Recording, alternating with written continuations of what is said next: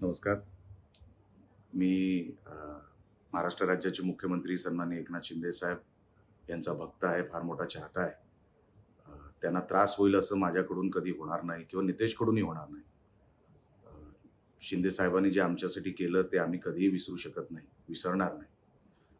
पण काल आमदार भरत गोगावले यांचं कुठलंतरी स्टेटमेंट मी वाचलं आणि त्याच्यामध्ये त्यांना कुठल्या गोष्टीचं तरी वाईट वाटलं. मी त्यांना एवढंच सांगू इच्छितो, अ, गोगावलेजी आपण एक सीनियर आमदार आहात. मी माझ्या त्या बाईटमध्ये कधी टोकाची भूमिका घेतली नव्हती. त्याच्यामध्येही मी सांगितलं आमचे संबंध चांगले आहेत.